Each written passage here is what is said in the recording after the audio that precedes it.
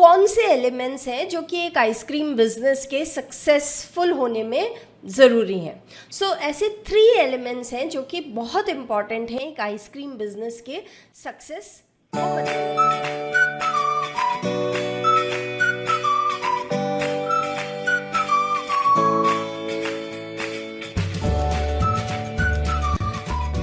Hello and नमस्ते all you ice cream lovers.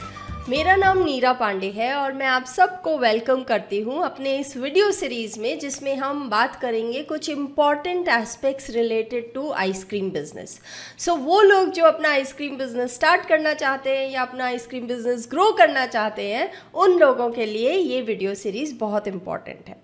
अब थोड़ा सा मैं अपने बारे में बता देती हूँ। मैं बेसिकली काफ़ी समय से आइसक्रीम बिजनेसेस के साथ में इन्वॉल्व रही हूँ। मैंने काफ़ी आउटलेट्स के साथ में काम किया है, अपना खुद का brand called fruit frenzy launch किया, फ्रेंचाइजीज़ दिए बहुत छोटे समय में और काफ़ी इनोवेशन लाया उस ब्रांड में और बहुत ही छोटे समय में उसको एक अच्छे स्केल पे पहुँचाया।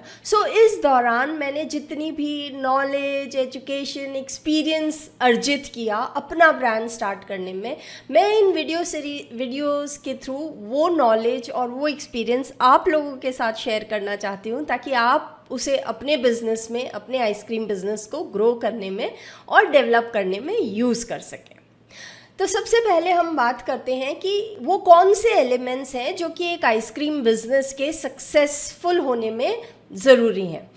ऐसे 3 एलिमेंट्स हैं जो कि बहुत इम्पॉर्टेंट हैं एक आइसक्रीम बिजनेस के सक्सेस को मद्देनज़र रखते हुए। पहला है एंड प्रोडक्ट। वो क्या प्रोडक्ट है जो आप सेल कर रहे हैं। क्या आप सॉफ्ट सर्व दे रहे हैं कोन्स में, या आप फैमिली पैक्स और स्कूप्स दे रहे हैं, या फ्रोज़न योगर्ट दे रहे हैं।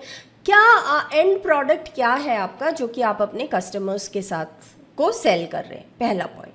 सेकंड इम्पॉर्टेंट इंग्रेडिएंट है कि आपकी कस्टमर सर्विस कैसी है, या फिर आप कस्टमर्स को कैसे इंगेज करते हैं। थर्ड पॉइंट है कि आप किस एनवायरनमेंट में अपने कस्टमर्स को सर्विस कर रहे हैं।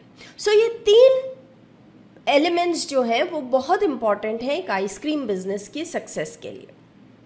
और इस वीडियो में हम बात करेंगे पहले इंपॉर्टेंट एलिमेंट की, which is the end products. To begin with, it is important for us to understand कि इंडिया में जो फूड प्रोडक्ट्स से रिलेटेड रूल्स, पॉलिसीज़, प्रोसीजर्स हैं, वो FSSAI नाम की एक बॉडी है जो कि गवर्न करती है, और आइसक्रीम भी उसी के अंडर में आता है। FSSAI के हिसाब से आइसक्रीम्स 2 तरह की हो सकती हैं, फ्रोज़न डेजर्ट या फिर आइसक्रीम्स। अगर आइसक्रीम में जो फैट है उसका सोर्स अगर मिल्क या फिर मिल्क प्रोडक्ट्स हैं, तो वो आइसक्रीम कहलाती है। लेकिन अगर आइसक्रीम में फैट का कंटेंट जो है एडिबल वेजिटेबल ऑयल या वेजिटेबल फैट से आता है, तो उस प्रोडक्ट को फ्रोज़न डेजर्ट कहते हैं। और ये डिफ्रेंसिएशन FSSAI ने दिया है इंडियन मार्केट में। For the sake of this video we are going to use the term ice cream.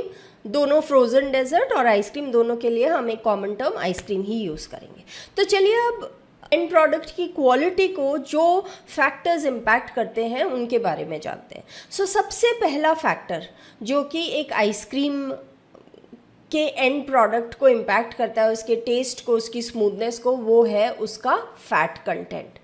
अब मार्केट में आइसक्रीम्स के फैट कंटेंट बहुत वेरीड रेंज में होते हैं, 0 से लेकर एज हाई एज 13-14%, इवन 18% तक भी होते हैं प्रीमियम क्वालिटी के आइसक्रीम्स में, राइट। अब जितना फैट कंटेंट जिस आइसक्रीम में है, उस हिसाब से उस आइसक्रीम के अलग अलग चैलेंजेस हैं और अलग अलग टेक्सचर है, अलग अलग टेस्ट है। बेसिकली ज़्यादा फैट कंटेंट होने के कारण आइसक्रीम जो है उसका टेक्सचर स्मूथ हो जाता है, वो प्रीमियम कैटेगरी में आती है। लेकिन ज़रूरत से ज़्यादा फैट कंटेंट होने में जब आप आइसक्रीम खाते हो तो वो आपके पैलेट पे एक अलग सा क्रीमी सा टेक्सचर देता है, जो कि खाने में फिर खाने के बाद बहुत अजीब सी फीलिंग आती है। तो अगर फैट कंटेंट बहुत कम है तो आपकी आइसक्रीम जो है वो कोर्स होगी, ग्रेनी होगी, और अगर बहुत ज़्यादा है तो it will leave a creamy texture on the palate. लेकिन डिफरेंट फैट कंटेंट के हिसाब से मार्केट में लो फैट आइसक्रीम्स हैं, मीडियम फैट आइसक्रीम्स हैं एंड प्रीमियम क्वालिटी आइसक्रीम्स हैं जिनका फैट कंटेंट यूजुअली 12 से 14% या कभी कभी एज हाई एज 16 to 18% भी होता है। और अलग अलग फैट कंटेंट के हिसाब से उन आइसक्रीम्स को मैनेज करने का तरीका भी अलग अलग होता है।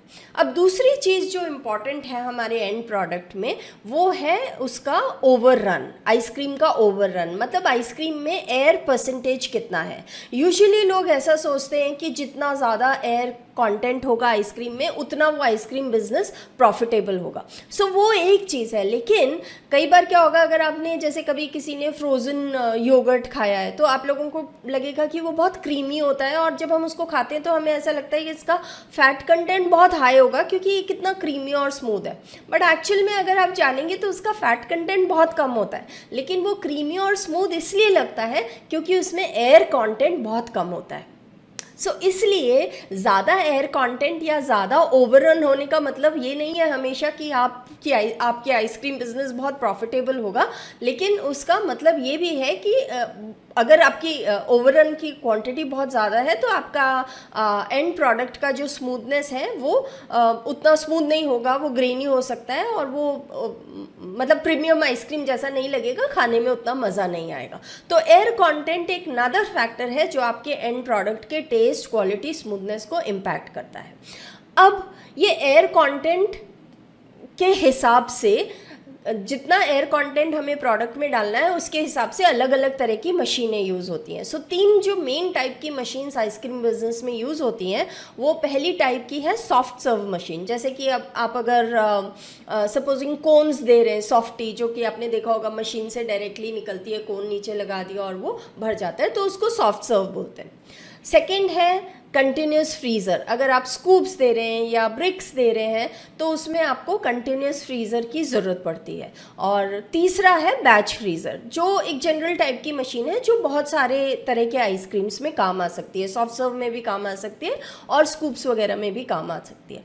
तो अब आपका एंड प्रोडक्ट क्या है उस हिसाब से आपको अपने मशीन का चयन करना पड़ेगा। हर तरह की मशीन अलग अलग क्वांटिटी ऑफ एयर जो है आपके एंड प्रोडक्ट में इंफ्यूज़ करती है, और इसके लिए आपके एंड प्रोडक्ट का क्वालिटी और आपके एंड प्रोडक्ट का टेस्ट, आपके एंड प्रोडक्ट का टेक्सचर अलग अलग होता है। नेक्स्ट है वाटर कंटेंट। जितना ज़्यादा वाटर कंटेंट होगा उतनी आपकी आइसक्रीम ग्रेनी होगी, कोर्स होगी और मुंह में आइस जैसा क्रिस्टल्स आप महसूस कर पाएंगे। जितना वाटर कंटेंट आपकी आइसक्रीम में कम होता जाएगा उतना आपका आइसक्रीम का टेक्सचर इम्प्रूव होता जाएगा और स्मूथनेस बढ़ता जाएगा। बेसिकली जो ये आइसक्रीम का बिज़नेस है ये एक ऑर्गेनोलेप्टिक एक्सपीरियंस का बिज़नेस है, जिसका मतलब है कि हम हर तरह का सेंस और एक्सपीरियंस दे रहे हैं अपने कस्टमर को। टेस्ट, विजुअल मतलब जो देखा जा सके, स्मेल, हियर एंड टच।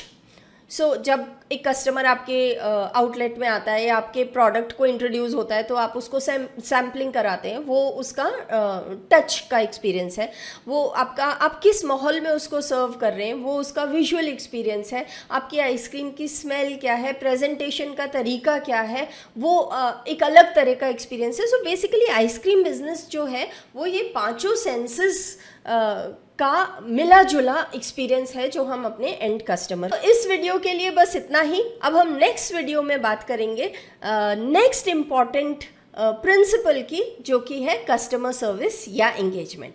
आशा करती हूँ आपको ये वीडियो पसंद आया होगा, और अगर आपको ये वीडियो पसंद आया है और आप ऐसे और इन्फॉर्मेशन देखना चाहते हैं तो वीडियो को लाइक और चैनल को सब्सक्राइब करना ना भूलिए। Bye bye.